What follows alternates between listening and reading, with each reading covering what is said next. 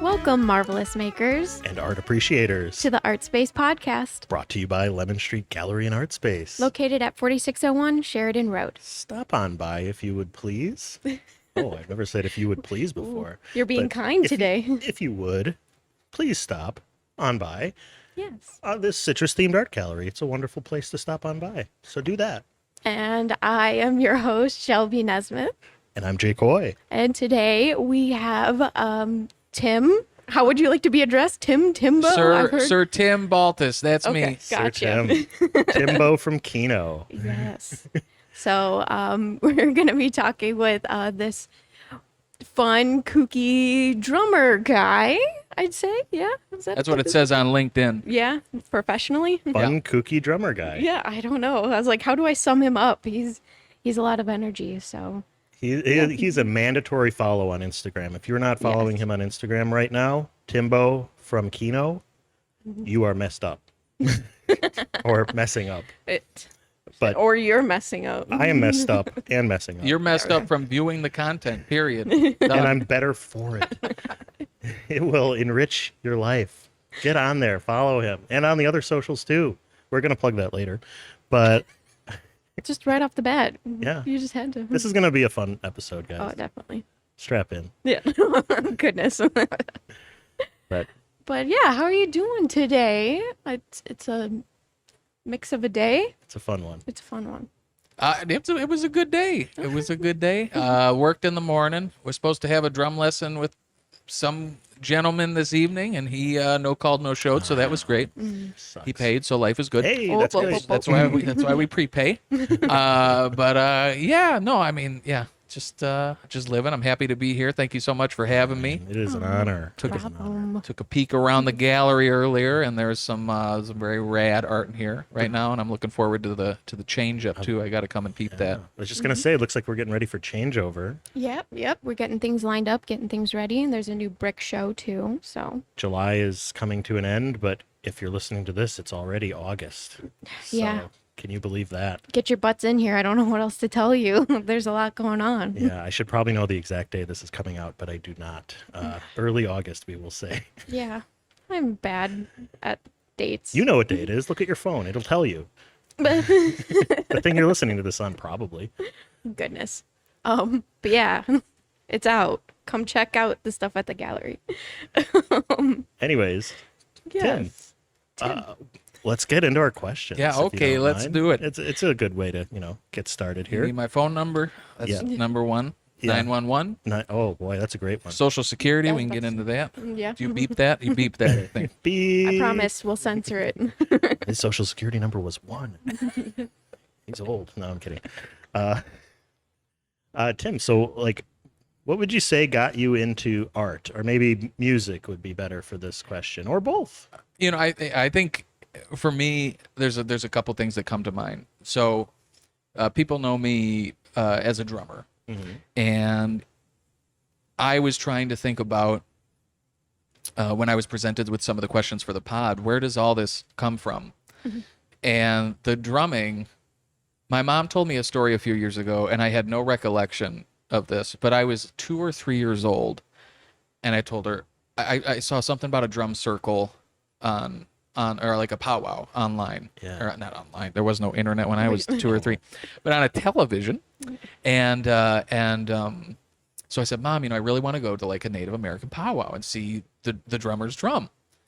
And without the internet, my mom found a real Native tribe putting on a powwow.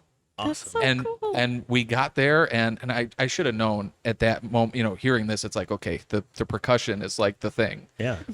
Then the next birthday, whether it was 3 or 4, my uncle, who was a drummer around Kenosha, he bought me my first drum set to tick off my dad, because then I'd be loud around the house. Yeah. So they put the drum set in my room, closed the door, so at least they get a little, muffling. It was a little quieter. And I played that thing. My parents said I played that thing until every drum head was broken. The thing was completely broken. So it was meant to be. It was meant to be. Yeah. And really, as far as what art I was consuming, I think back to what my parents were listening to. And there were 2 very, very different people. my dad loved a lot of Americana, Bruce Springsteen, Tom Petty, all that sorts of stuff. That was Rolling Stones. Those were the jams coming out of our Chevy Astro van. Great stuff. And my mom had this very, very classic Chicago taste for blues. Buddy Guy, B.B. King, these were just pentatonic guitar solos, night and day, coming out of her little Dodge car. Awesome. And so when we think about percussion and these types of music, there are canonical blues drum beats. There's a shuffle. We call it a blues shuffle. And those things were coming in my mind. And then that also combines with just listening to music. You get to learn form and these other very basic things that eventually just get so ingrained in you that there was a time when I was playing a show at Hat Tricks in town. I wasn't even going to play the show. So I was going to see Dill Faldudo's band at the time. Oh, I went to elementary school with him. Yeah. So he was, I think it's called Los Maruchos. Okay. And it was kind of like a rockabilly, psychobilly type of thing. And I get there, and Tyler, his brother, was going to play drums. Tyler was stuck in traffic somewhere or something, and they said, man, he's not going to get here. And can you play drums for us? And I said, Dill, I have never even heard your band. But because I had listened to music for so long since I was a kid, just dug into it. Yeah. It sounded, I just knew forms, verse, Yeah. chorus, verse, chorus. He's kind of cueing me visually. I got through the whole set without a hitch. Wow. So, that's where the percussion side growing up and hitting the drums when I was 4 years old until they were totally broken and listening to all this music since I was a child, that's where all this culminates into being able to pull something like that off or do what I do today. Yeah. Awesome. And it That's- shows. I mean, I when I appreciate think that. about the best drummers in Kenosha, first on my list is Tim Baltes. Yes. Phil Collins is a close number 2. If Yeah. he ever comes to Kenosha. Yeah. Gene Krupa once played in the Kenosha Theater here. No, the Kenosha Theater. Way back. I lived around the corner from there Wow. up until a year ago. Oh, well, yeah. That's not, much less cool than Gene Krupa coming here, but I derailed that successfully. No, you bought a house and it's good stuff. It's fine. It's Whatever. good stuff. Boring. It's a Kenosha Theater is a really cool building. Though. It is a cool building. I wish they Okay. could rehab that. I do too. They've been working on that for like 15 years. Maybe next year. Maybe. Probably not. alrighty. So what would you say then that's kind of your earliest art memory of getting into that powwow and just I don't even remember it. It's my mom that remembers this so vividly. It's one of those okay. stories. Yeah, and so the only thing I remember is like one of her shirts that she would wear around the house, painting the house or cleaning the house or whatever was from this powwow thing. And that's the only thing I remember is just the shirt that she would wear for a decade and a half, going on about it. But I never knew the story about why we went or how we went. So knowing that it was like me being like, I want to see this thing in like real life. That was it. And that awakened it. It awakened it. it's alive? So who would you say was an influence on you? Maybe even early on or maybe even just more recently. I mean, Right. Like I said, that music my parents had really fed me as a child, did a lot. And then I think what's so special about Kenosha is, so I'm 32 now. I was born in 89. And by the time I was about 10, my parents got divorced. So at that time, Kenosha had a thriving punk rock scene and ska scene. And it was cheaper to give me the $3 or $5 to go to take my bike to a show or drop me off at a show than to get a babysitter. So my mom would drop me off at these punk rock shows. Oh boy. And so the first show I ever went to was at Trinity Lutheran Church next to, it's like the 39th and Rooseveltish, right Okay. over there next Yeah. to, what's that big Catholic church? St. Mary's. St. Mary's, Right next to yeah. St. Mary's. right.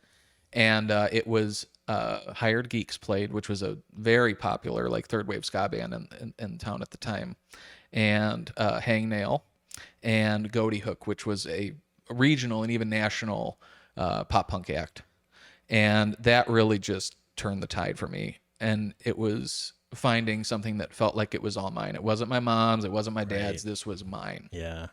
And so I continued to do that. In town here, we had record shops. I don't know if you remember the Dungeon. The Dungeon had a little itty bitty record shop on 60th Street and 22nd Avenue in that big building, that taller building there on the corner next to Jockey. Right. And I bought a Promise Ring CD in there, which was a Milwaukee, like an original emo band. I know them. And now I know, the drummer from that band. Oh, wow. A couple decades later. And so that was a thing. And then there was also a record store in the strip by the old Piggly Wiggly, which is on 80th and 22nd. And I don't remember the name of it offhand anymore. I don't either, but I remember there being a record store there. Yeah. And I bought a Camper Van Beethoven record there. With like Take the Skinheads Bowling and some of these other what are now classic, almost like post-punky sort of songs or funky-punky kind of thing going on. I like funky. Yeah.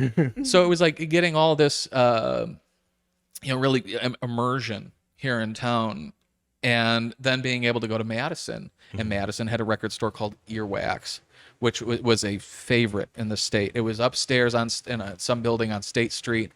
And the first CD I bought there was a CD compilation from Asian Man Records.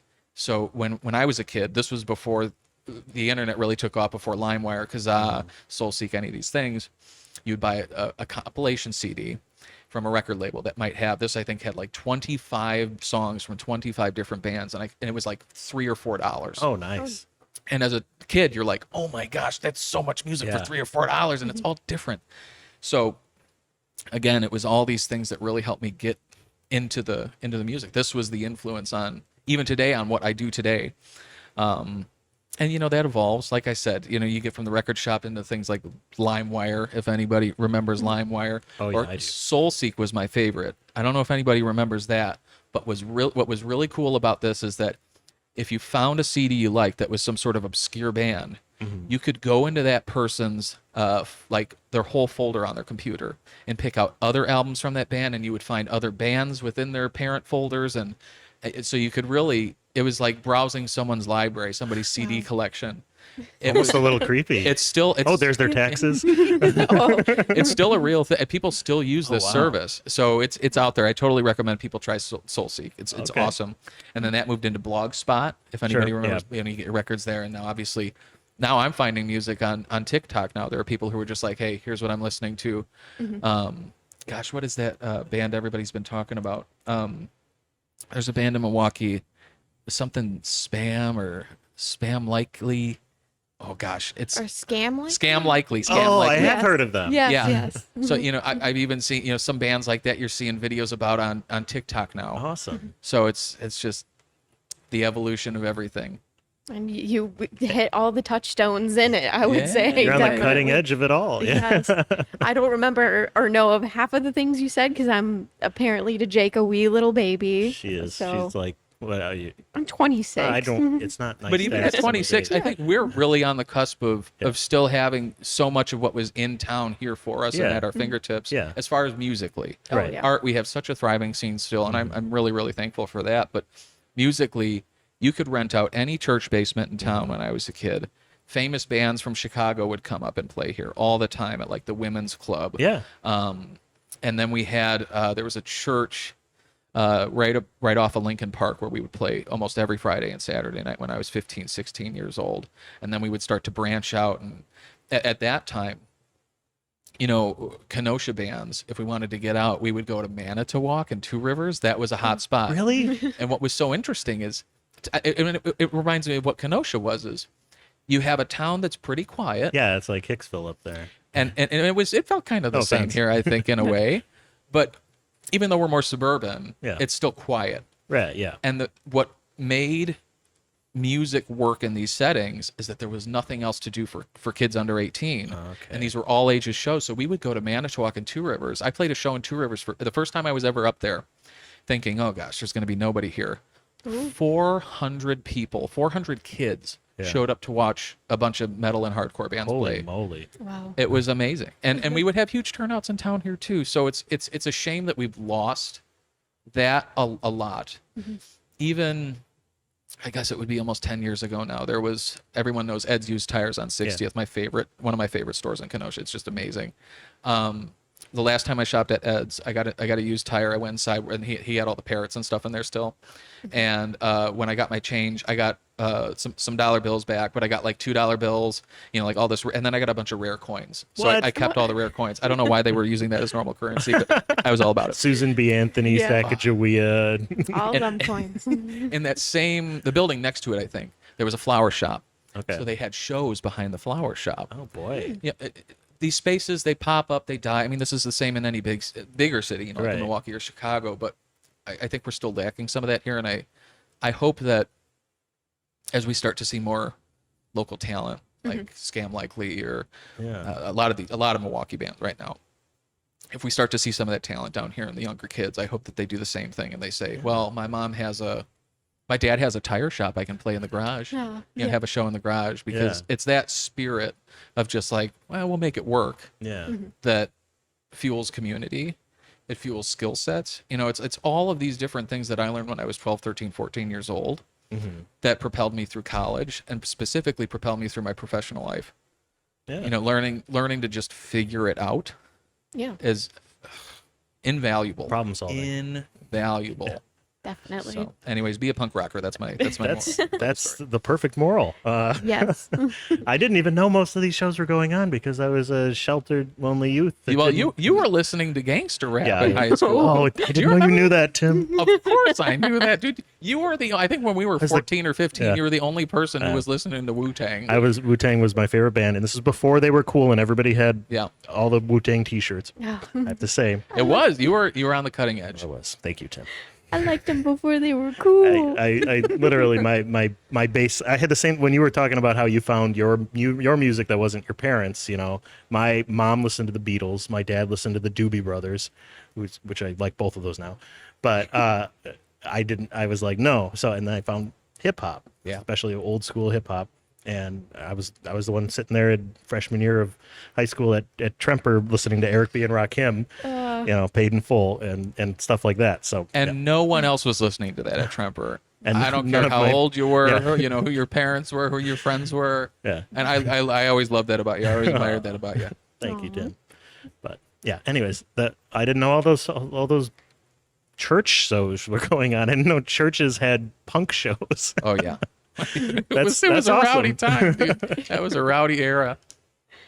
Well, I wish I was around for it, because it sounds fun, and I think the overall culture of like even bringing in TikTok, it's really starting to become popular to have punk off the cuff kind of things, because social media, you send something out and you can get a big group of people now, and it's kind of coming back. I see it making a comeback, so hopefully it can come back to Kenosha. Fingers crossed. Yes. And we have so many venues around town, and there's shows like every night, especially now in the summer. And Oh God, yeah. I mean, there's just music everywhere. And I think the importance is just getting it to be an all ages thing. Yeah, that- and exactly. creating what's I don't know what term might be appropriate, but I guess an appropriate space for kids who are 12, 13, 20, 21, and maybe up to 28, 29 even, to all come together in a space, all enjoy it, and to not have any sort of riffraff happening during that time. That's the really tough part. Right. There was a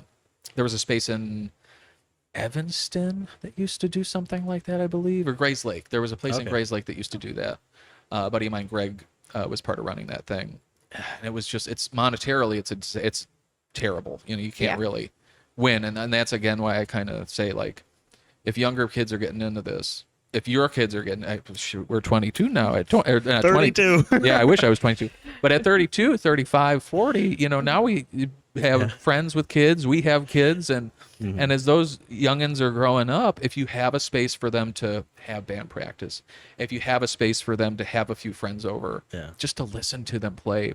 When I turned 14 or 15, maybe it was 13, whatever the case was, my mom let me throw a birthday party at the house, and I was able to have the big McGaffers play at it, which was the big ska band in Kenosha at the time. It had a huge horn section, really good players, and it was a great band. Oh, that's awesome. And Bobby McDermott was the bass player, if you all know Bobby. Yeah. And they were allowed to play in my basement, and I had probably 30, 40 people over, packed in the basement. So if you're a parent, I would totally recommend. Just let the kids have a little fun and keep an eye on them so they don't get in any trouble. But, Yeah. let them have their fun. Let them have a space to be them. Let the kids have ska. That's right. That's right.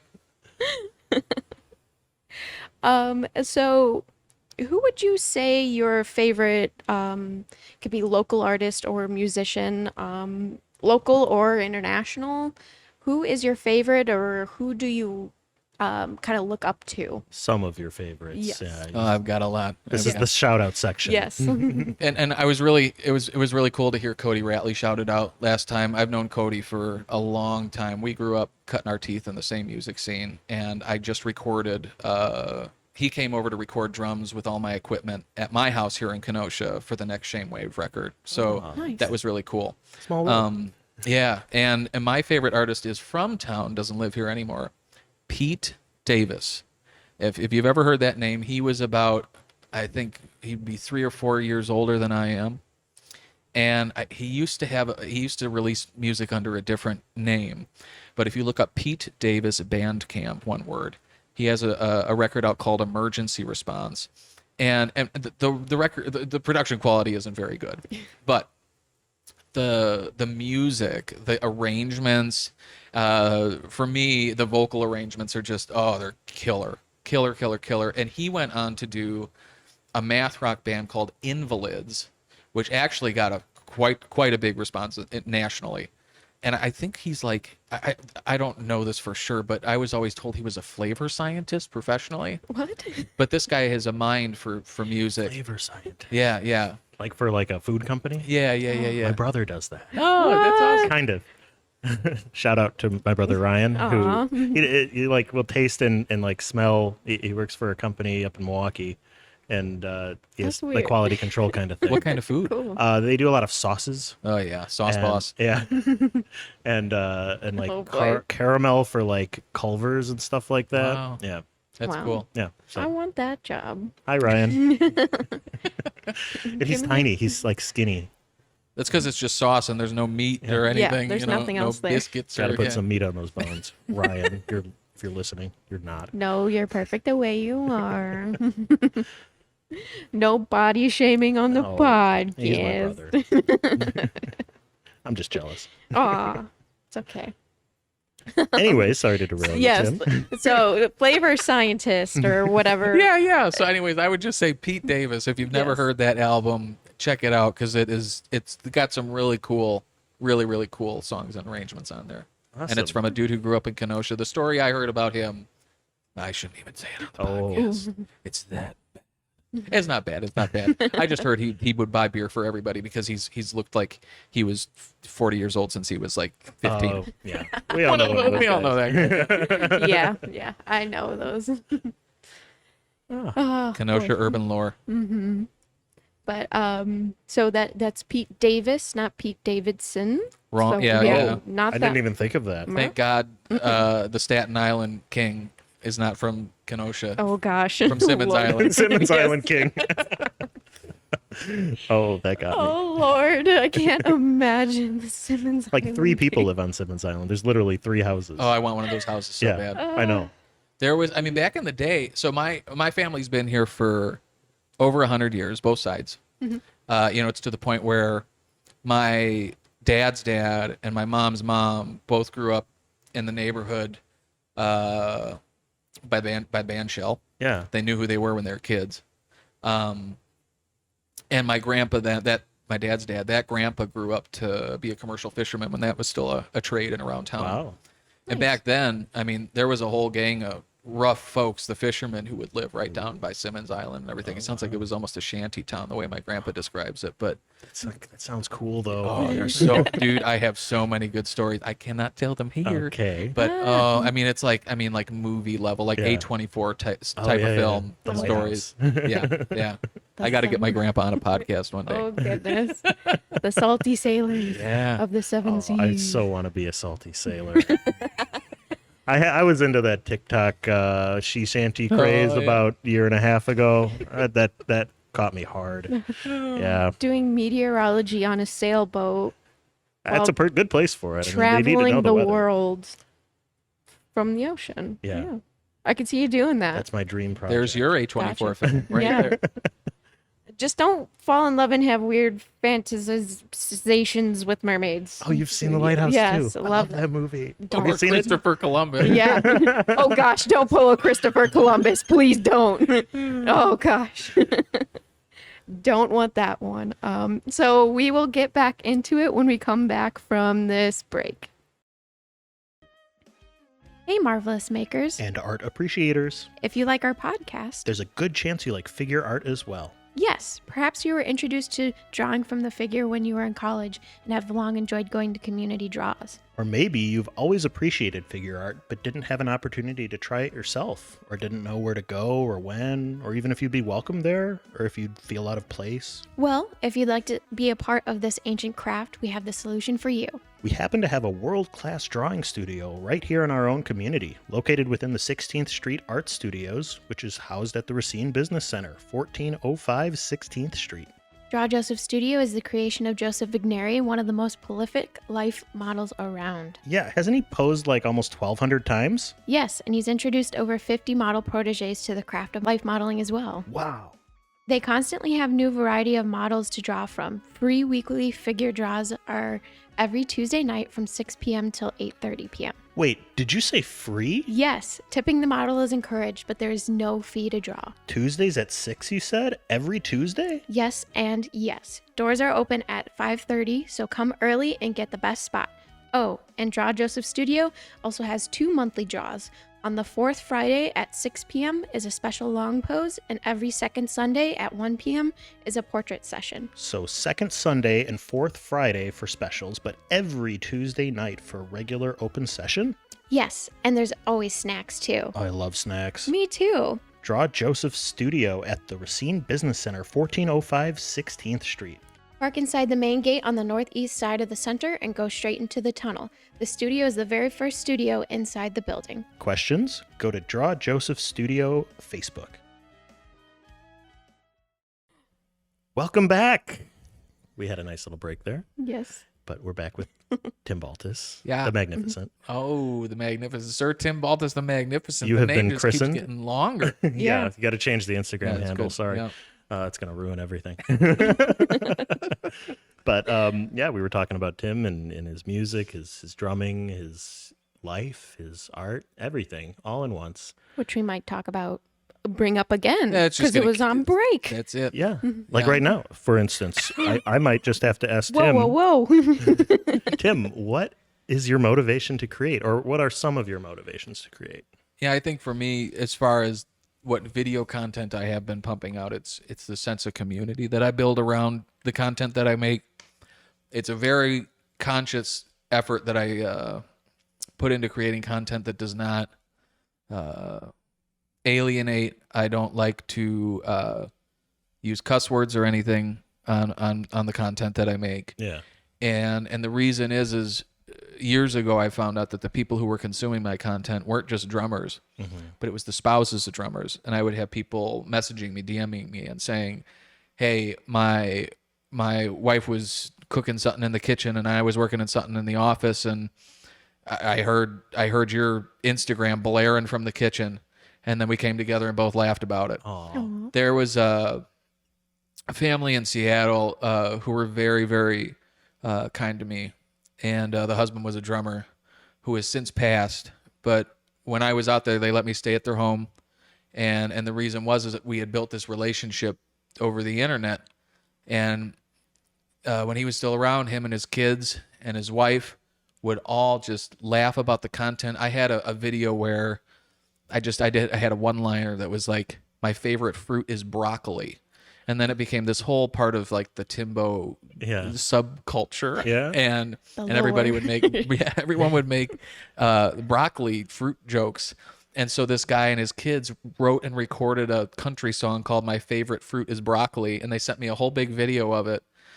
So it's like, man. the fact that it's bringing whole families together, couples together, it's something they can laugh about, connect over, and especially during what time we're living through now, Yeah.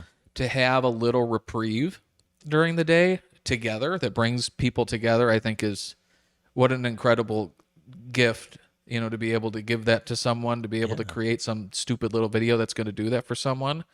That to me, that elevates something I generally claim is just a stupid little video to something that actually has like real purpose. And so, 100%. That's what continues to motivate me to create, to post, to DM people and comment back and the whole 9 yards.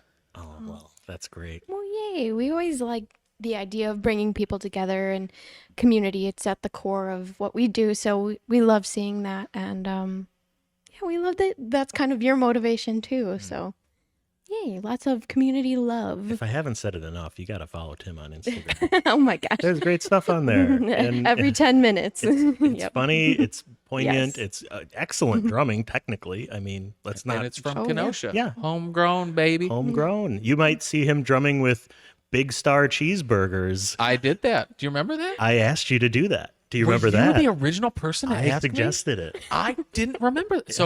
So Jake made that suggestion on Instagram. Yeah. And so I put something in a story or something that said, hey, whoever PayPals me $100, I'll go buy some cheeseburgers from Big Star and I'll play drums with them.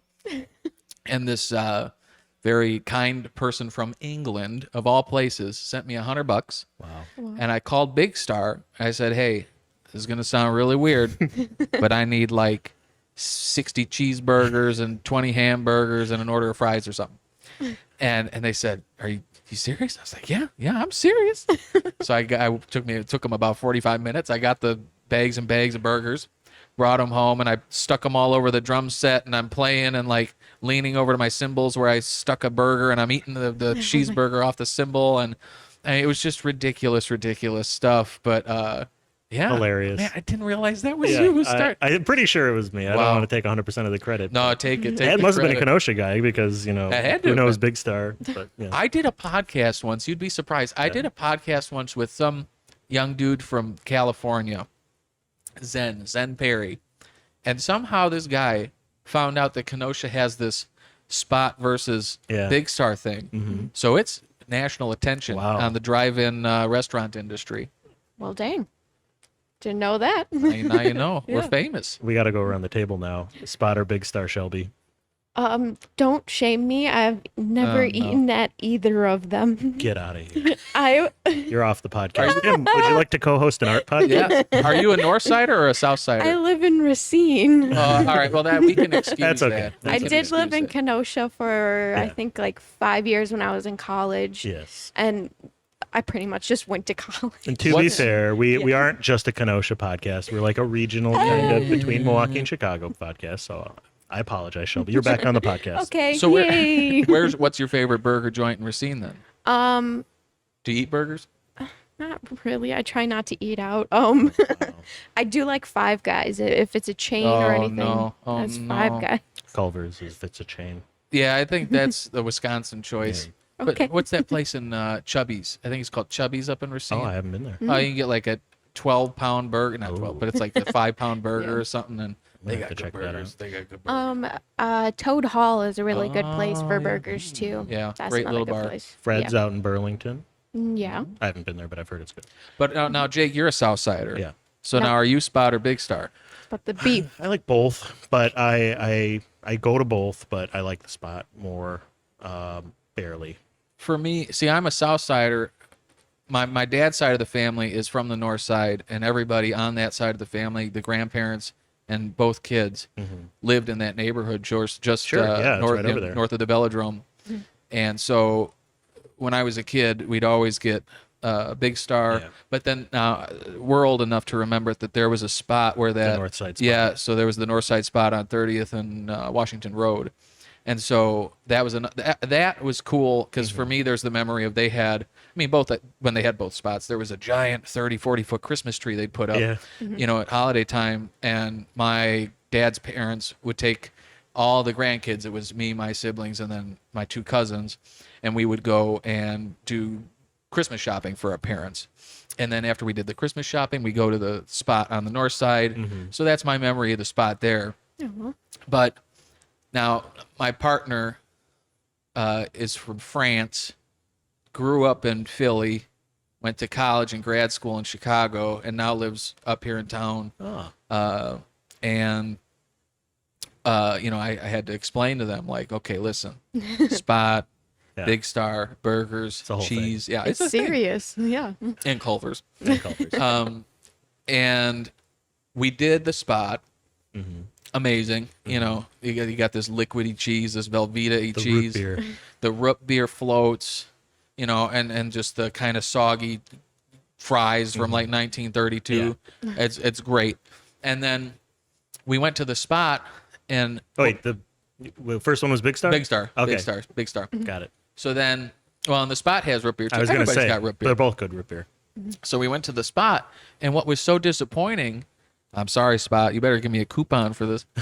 But we were sitting there, we ordered, and it took us an hour to get our Yeah. food. Oh, that's too bad. And it was just like, what is going on here? The food was really good. Yeah. The food was really good. But I think for me, it's having Big Star's cheap, and it's good, and the service is good and quick, Yeah. and it's got all those memories because now Spot Northside is dead, rest in peace. So I think forever and forevermore is going to be a Big Star boy right here. But if you want a burger in September, Oh no. you're going to the Spot. That's right. Oh That's no, right. oh no. Now that I think about it, I lived in Illinois for a little, and the go-to place was Dog and Suds. there. Oh, Dog and Suds, yeah. I didn't That know was- about Dog and Studs until about 2 weeks ago. And my girlfriend, who is an Illinois native, Yeah. was outraged. Yeah. Or Shirl's. Shirl's. See, that's Oh, that's I that's love the one that we Shirl's. don't think about because they're not in the feud. And they don't do the whole like walk it out to your car thing. Yeah. Yeah. But as far as burgers go, and as far as local burgers go, Shirl's, and the nice thing about Shirl's is the one thing that is, I think, I'm sorry, we're getting into food here. That's fine. But We'll for me- derail it. This is the thing is, it's like, in my opinion, and I wanted to say this while we were recording for the show, is that anything can be art or a creative pursuit. And I think food can be one of those things. Yeah. And in the same way that you're a visual artist, a lot of people that you have on are visual artists. And Jake always puts himself down in the frickin' show because he's like, I'm not creative. Well, listen. Jake has an amazing weather page on Facebook, and I don't know how many times he's plugged it on here, but it's not been enough. One time he's plugged that thing on here. Jake is passionate about meteorology and has built an incredible weather page on Facebook with a community all around him. And that, in my opinion, is a creative pursuit as well. So anyways, Jake, good creative. Can you Good hear me creative. blushing, folks? Oh boy. But food, Yeah. Yeah. mean, It's especially in the Midwest. Oh yeah. It's like, what the heck else are you going to do when it's negative 30 outside besides sit in your freaking basement and eat a burger? Gonna make hot dish. Yeah, hot dish, yeah. So, Shirl's. Oof, Yeah. that's another good one. Yeah. We And love we've our talked about burgers. having like what do you culinary artist. Culinary artist. That's Yeah, it, we've thought Something about like- getting like or- a chef or a pastry. If you are a artist. culinary artist or know one out there, folks, let us know. We want to have them on the show. Yeah, definitely. At What his are, they, art. what are they doing at that? I was going to say lean cuisine. What's that Oh, no. place? Twisted cuisine. Oh, It's much better than lean cuisine. Last time I was at Twisted Cuisine, they had a bison burger back then. Oh, they smell terrible, but man, are they good. No. They are good. Shout out to Rhonda and Chef Erica over there if you're listening. no. Woohoo. That might be a fun guest. Shoot me an email. Come on the show. Yeah. Yeah, we want some chefs. So Anyways. spice Now it that up. we're ready for fourth meal. Yes, Oh, God, I'm hungry. I want a burger. So you mentioned having projects, and Jake has his lovely project, his ongoing project of being a meteorologist. I love that you keep it a hobby and you keep going for it. I really applaud you for that. To be fair, I have monetized it. I have people that are donating to me, and I give them shout outs in exchange. I just want to be totally above board here. Transparent, yeah. Yeah. But Which I think further cements that you're a professional creative. Yes, I you're guess that's providing true. content. Yeah. You're a content creator. And I- people are paying you for it. And once I started doing that, I never like restricted the information. It was very important to me that everybody be able to access the weather information. Sorry, this is not a weather podcast. No, this is a creative podcast. Keep going. It was important to me that everybody be able to access the information. So all that I put out is still available to everybody. The people that support me on Patreon are helping me do what I do and voicing their appreciation for it. And see, I think that's a beautiful thing. And so, I totally agree with the sort of open sourceness of art, of creativity, and of your output as a creative. Yeah. And so when I do like the lesson I was supposed to do tonight with the guy who didn't show up, who's probably super mad that I've mentioned him twice on this podcast. But when I provide notes to someone who says, "Hey, can I have an hour with you?"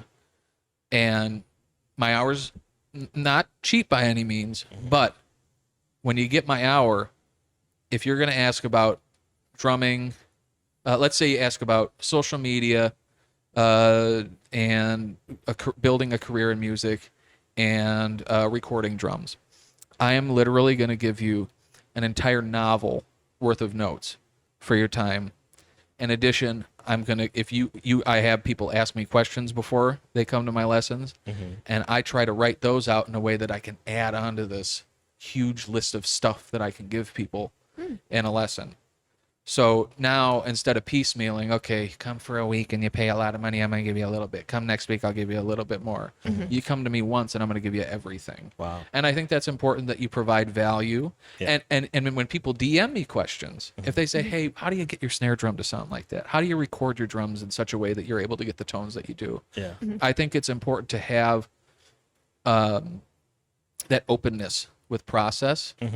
I think some, particularly in music, because I don't know what it's like in the visual arts world, I would guess it's the same. Yeah, it is. But in music, there is definitely an air of, I got to keep my secrets close to my heart, the way that I create. Gatekeeping, it is. Yes. One story that comes to mind is Josh Homme from Queens of the Stone Age, guitar player from Queens of the Stone Age, then Crooked Vultures, a lot of other projects.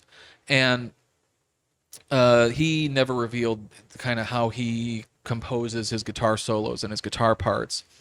And then he finally came out and said, well, it's literally, I just do this one little thing, and I just play the heck out of this one little technique, and that's how I do what I do. And he felt like he had to gatekeep that for so long, because if he didn't, he thought, then people are going to copy it. Yeah. But so much of what I do as a drummer, I have two different stickings, they call it. So it's like in drumming language, I would call it like a syllable in like reference to a language. So I have these two little syllables that I use: right, left, and right, left, left. So if you're not a drummer, just tap on your steering wheel in the car, right, left, or right, left, left, and I just play the heck out of those.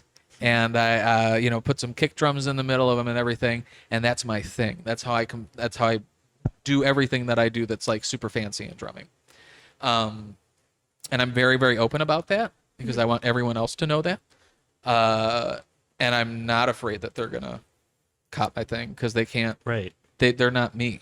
Yeah. They haven't had the practice that you've had, or the level of... Well, and the background, they probably weren't listening to Tom Petty and B.B. King when they were a kid. They probably didn't go to punk rock shows when they were 10 or 11. And it's all of these things that we are that culminate to every hit that we make on a drum set, or every brush stroke we have to a painting, or every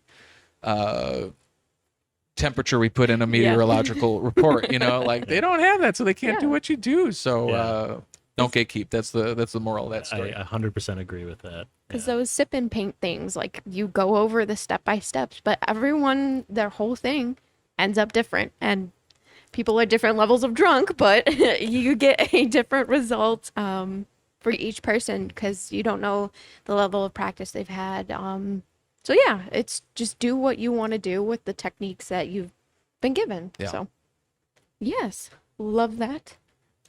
That wasn't even a question we were supposed to talk about. Look at that. Lovely question. So I was tying it into Jake's project. What is your dream project if time and money were no issue?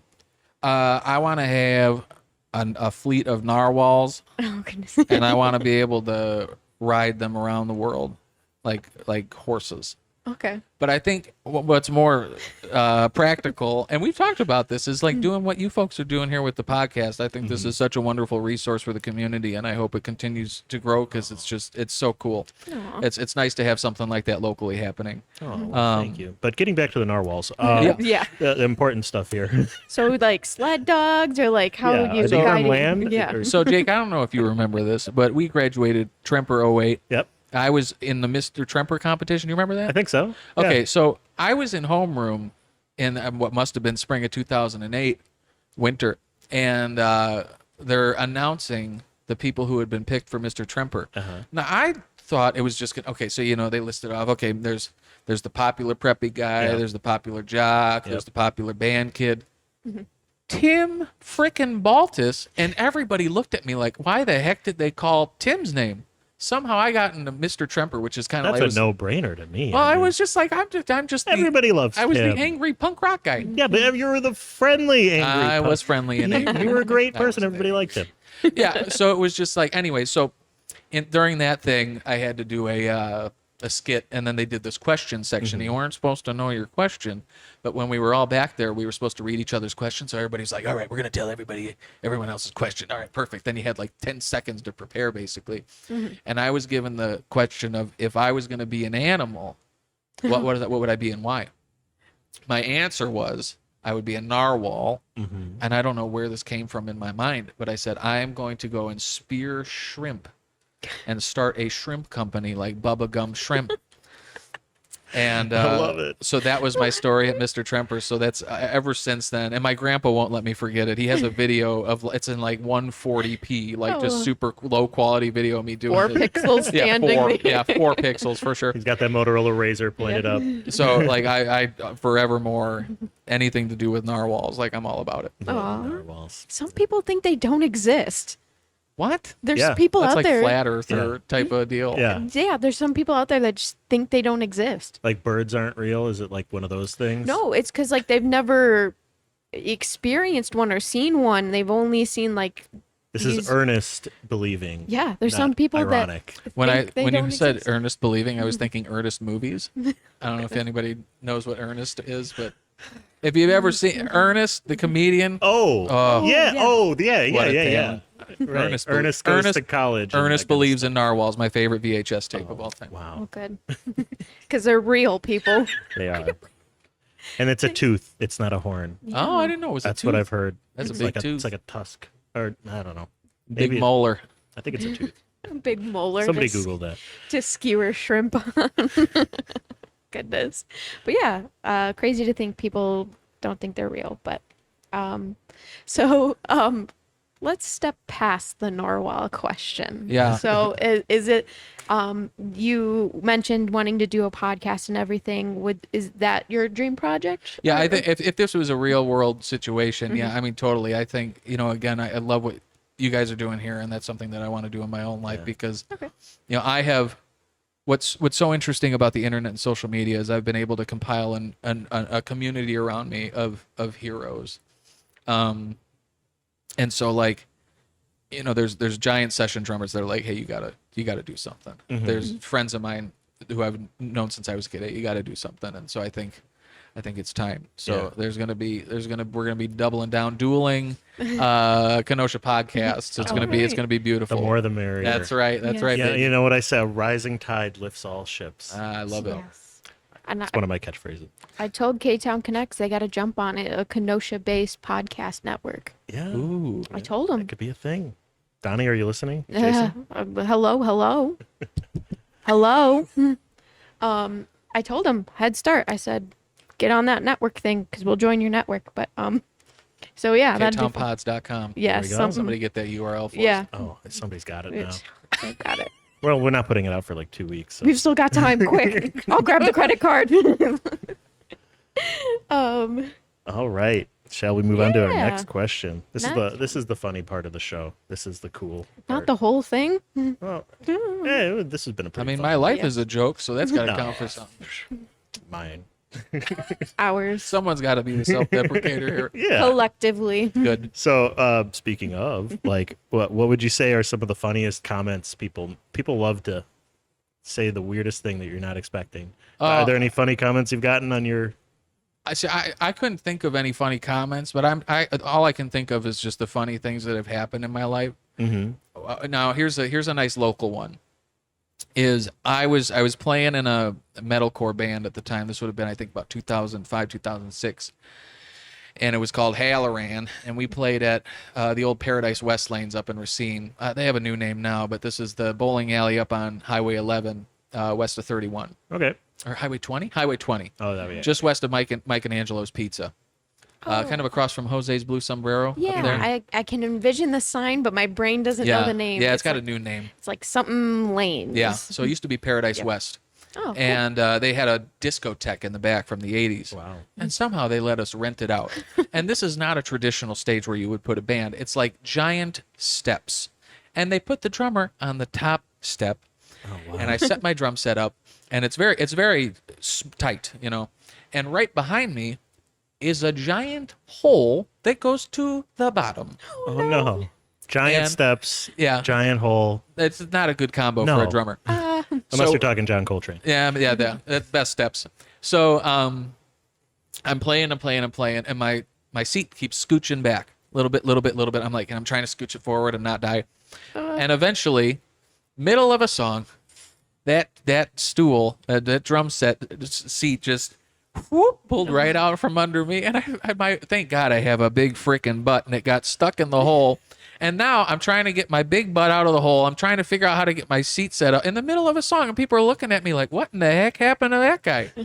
So Stuck in a hole in an old discotheque. that was probably one of my lowest moments professionally, and one of my favorite stories to tell is, so a little bit before we started here, we talked about how when I quit my first corporate job when I was, how old was I? 29. It was 2019, and took off on the road, and I spent months and months in Portland, Oregon, where I have close friends who run a drum shop called Revival Drum Shop. It's one of the best vintage and high-end drum shops in the world.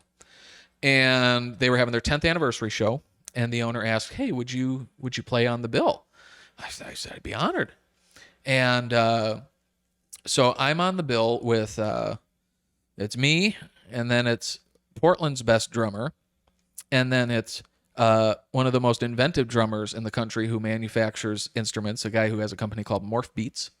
And then there was Mark Juliana, who played on David Bowie's last record. Ooh. And then there was Matt Chamberlain, who's played on everybody from the Wallflowers to Tori Amos. And then Fred Armisen was the closer. Okay. A lot of pressure.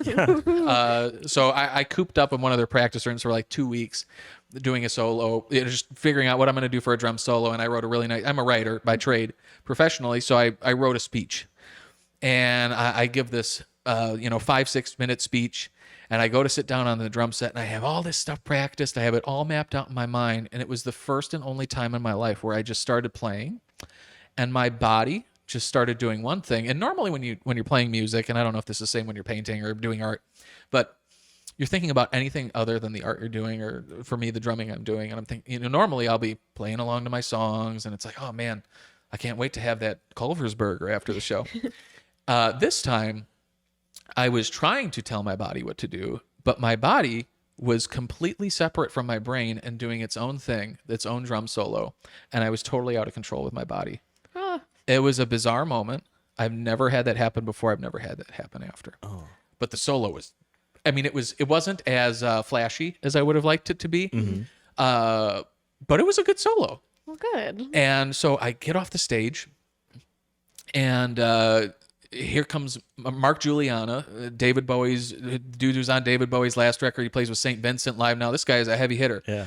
And Mark comes up to me and he's like, "Oh man, that was beautiful. Man, that was beautiful." I'm just like, "Oh, hey, thanks, man." And then I start heading up the stairs to the green room to grab my kombucha or whatever, because it's Portland, so you have to have a kombucha. That's legal. And yeah, and so I go up the stairs, and there's Matt Chamberlain, he is one of my heroes, because this is a guy who has played sessions with some of the biggest artists of all time, and one of my personal favorite records, Bringing Down the Horse by the Wallflowers, which has songs like One Headlight on it, and a bunch of huge hits. Matt comes up to me. He's like, "Hey, man, you can really play." And I was just like, "Oh my God, my little heart." It was just like such a bizarre moment to have that up on stage. And I felt almost like a little defeated. I knew that I had done well, like it was, I didn't screw Bomb it, anything yeah. up. Yeah. But I wanted all the pomp and flash and everything Yeah. that I'd been practicing for weeks, and I didn't get a second of it. Oh. But to have both those guys be like, Mark is an incredible player and a really, really nice guy. And his son likes my funny videos, so that's a good thing. Yay. So for him to say such kind words to me, and then to have a hero like Matt Chamberlain be like, oh man, you can really play, was just what a unreal, ridiculous experience. So if you start putting your art on the internet, you don't know where it's going to take you, but it could be pretty cool. It might one end day. up being pretty nice. Get it out there. That's a reocurring theme on this It is. podcast. Yes, It is. Get it out exactly. there. Do it. It's kind of like we were talking about during the break. It's literally just it doesn't matter if it's perfect. Yeah. Whether we're talking about the quality of the creative output that you're creating, the video that you're creating for TikTok or Instagram, the photo that you're creating to put out on whatever Reddit or Pinterest or some of these other photo sharing sites. It's just to start doing it and then garner community. Yeah. People will rally around you based on your interests. And I always tell clients and friends and students is rally around the people who champion your work and whose work you want to champion. Because when you have that type of relationship, you know that you're always going to be motivated because the people love what you're doing and they're going to push you to be better and to continue creating. And you know that you're going to provide that same level of care to that other party involved, that other person involved. So there's another life lesson from the Sir Tim Magellan. There it is. Tim the Magnificent. Very beautiful words. Thank you. Thank you. We need to hear that sometimes of don't hold on to those people that don't give you the time of day type of stuff, because it's just, you don't need them. If they're not going to support you and they expect support back, it's like, There's something really interesting about, and this is where kind of thick skin is really important when you get into the game of social media, or even if you're just going to start putting out creative stuff locally. So in my experience, one of the biggest punk-oriented session drummers of all time is Josh Freese. He's played with like Nine Inch Nails. He's Devo's drummer, tons of Vandals, all these big bands. When I was first starting to have a big jut in follower count on Instagram, he followed me, and I was so excited. 5 minutes later, he unfollowed me. No. So it was an accident. And you have to just be like, all right, that's the way that goes. Bill Burr, who is a very, very, very, very, Comedian. very famous comedian. Not a very good person. Yeah. Bill Burr followed me on Instagram, unfollowed me 2 days later. But here's the thing is like, if that person doesn't want to give you the time of day, who cares? Oh, yeah. Who freaking cares? Because Yeah. for those people, you're going to find 5, 10, 15 more apiece who are going to want to give you that time, who are going to want to connect with you. Again, it's, Mark Juliana, who I mentioned, David Bowie's last recorded drummer. Mark, who would have thought that I meet him at this event, and eventually he starts following me on Instagram, and then he messages me that his son is just like so pumped on this video a silly video that I made. That's what it's about. Oh, So have the thick skin, I think, is necessary, but it's for a good reason. Yeah. Yeah. Good will always come to you. 100%. put good energy out, you receive good energy back. That's right. Yes. Zen, zen, zen, zen. Speaking of good energy, before we get into the heavy last question of our podcast, which The we heavy will, hitter. we have not mentioned the one, the only Grandma Timbo. Oh, Fans of Tim will know Grandma Timbo. Can you take us through, if you don't mind, a little bit of where did that come from? sure. So I mentioned my dad's dad before. Yeah. It's my grandpa Jim. Jim is the most Kenosha, Wisconsin man you have ever met in your life. Yeah. He has this, when he's being silly, he has this big, boisterous Wisconsin accent, and he's an incredible man, and I'm so thankful that he's my grandpa. In his 80s, and he's still kicking harder than ever. Awesome.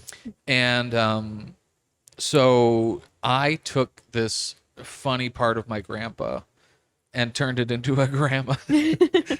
And so if you go on my Instagram, if you ever see me with a wig on and usually terrible makeup and kooky glasses and outfits, and I'm doing karaoke, that's this Grandma Timbo character. And the thing about my karaoke is it really isn't karaoke. What I'm doing is I'm taking a song and rewriting all the lyrics from the perspective of whoever's singing it. So I have a character who's a bluesman named Big Boy Jones. Of course. I have Grandma Timbo.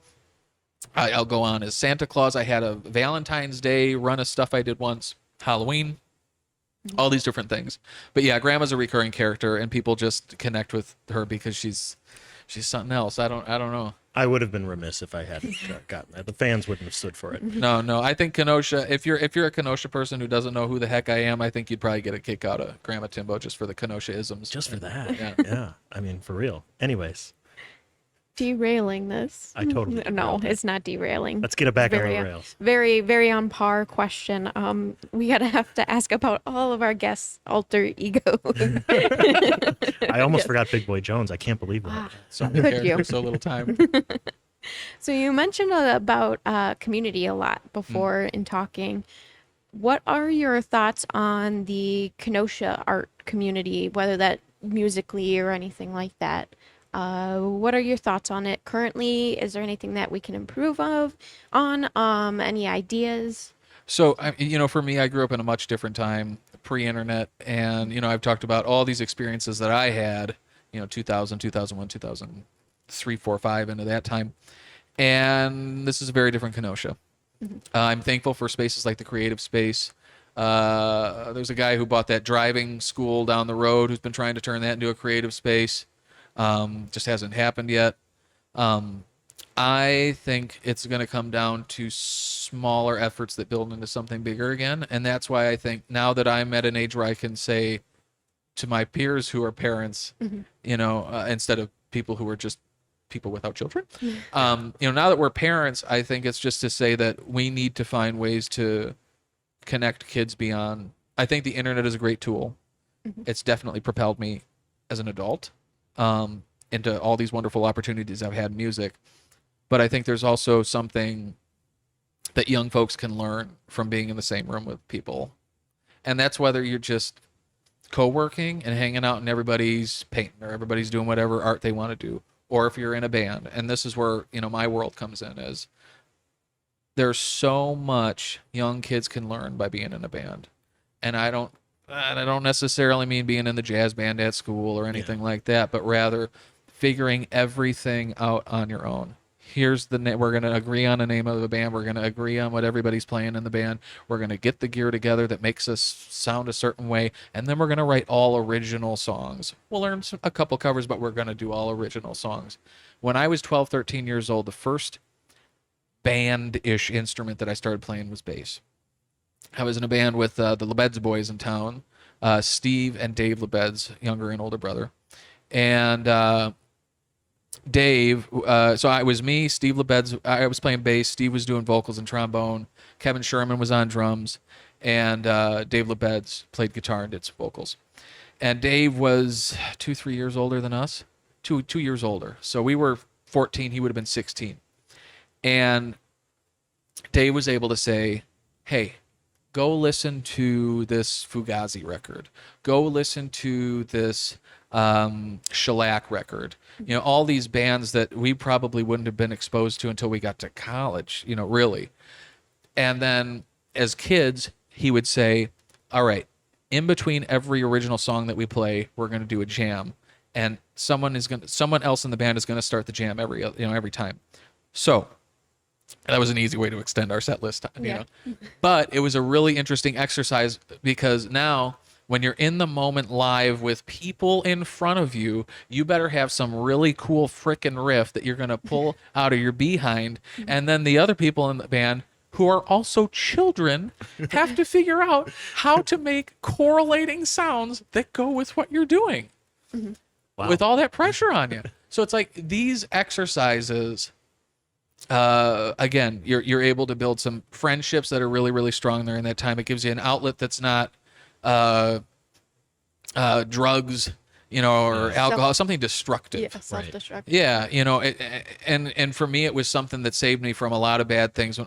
Not to say I didn't get into a lot of trouble when I was a kid, because God knows I had my problems. But without those experiences, I don't think I would have pulled myself out of those problems, because it was the soft skills that I learned from all these different experiences I'm talking about that, again, carried me through those latter teen years, through college, through my professional career, and even into my 30s now. So if there's any parents out there listening now, I would encourage you to, if you have a kid who takes an interest in art, whatever that art form is, let them explore it. The same way I had a mom when I was 2 or 3 who I was like, oh, let's see what a powwow is about.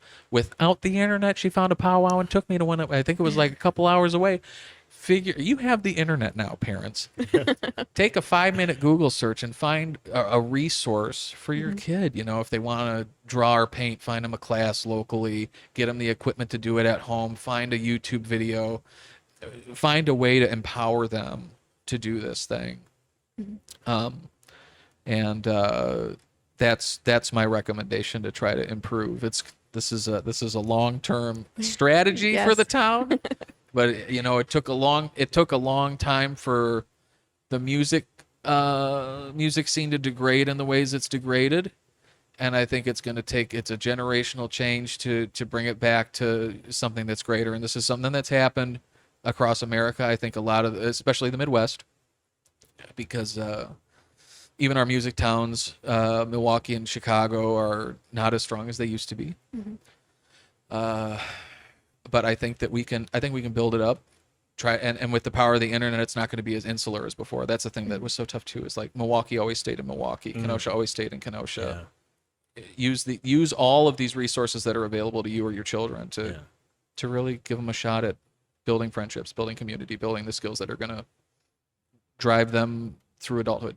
It's important stuff. Yeah. And it's vital. We always say art is a basic form of human communication, and and music is too. And we need that to connect. I saw a TikTok the other day that said basically there's been some studies that have linked the defunding of the arts in schools to really bad outcomes for these kids as far as mental health is concerned. Because they have no way to express it properly, and it just sits, and there's no outlet. It just sits, and there's nothing good that happens when it sits. So give your kids a freaking notebook and a Sharpie. Yeah. Or a drum set. Yeah, a little drum set. Or a weather vane.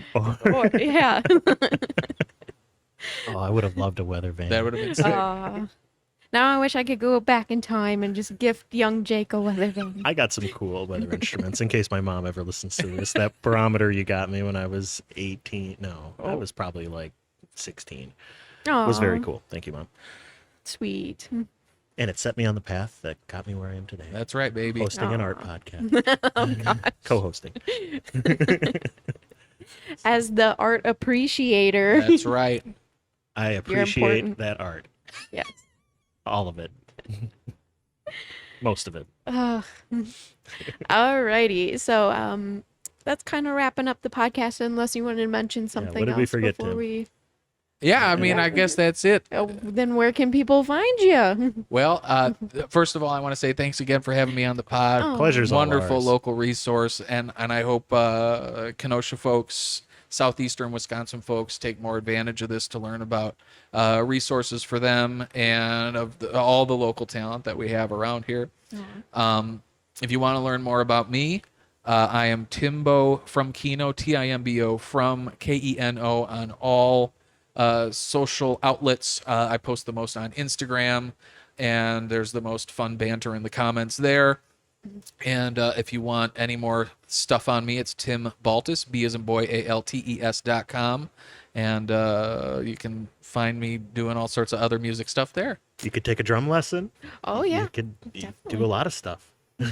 I'll design your drum, and then I'll teach you how to play it. Oh, yes. Oh, cool. It's like the whole idea of making your surfboard and then learning how to surf on that board. Yeah. Except a drum. Yes. Except it's louder. And a musical instrument. Well, you guys can find us on Instagram, Facebook, at the ArtSpace podcast. You could join our Facebook group, The Marvelous Makers and the Art Appreciators, where we share local events that are going on, art events, where you could talk about podcast episodes, just a place to come together as a community to talk about art and the podcast. Yeah, please share your stuff on there too. We want to Yes. hear what you got going on. Not just you, Tim, but everybody. Everybody. You. Everybody. Makers and appreciators alike. Yes. If you find an event, share it on there because we want other people to know about it too. And I feel like it's just me sharing stuff on there. No, we've had a few. We've had a few. We've had a It's few. growing. It's I growing. love it, and my heart warms when I see other people posting on it because it's like, yes, they're doing the thing I want them to do on this Facebook group. So yeah, it's pretty simple. Just share art events, or if you have a friend that's selling art and you want to promote their sale, you can kind of just hop on there. And so yeah, and then you can listen to the podcast anywhere you get your podcast. Spotify, Apple Podcasts, Google Podcasts, our own gosh dang YouTube channel. So you can find us anywhere where you get your podcasts. And please leave a like, review. Feedback is nice. We Yeah, love comment. feedback. Tell us. Yeah. Tell us. Send us a message. Email us. Yes, communicate with us. Because we want to hear what you guys have to say and what we can do to make this better. Because we are still babies, and we are working our way through this. But yeah, that wraps it up for this episode, and we will see you in the next one. Bye. Bye.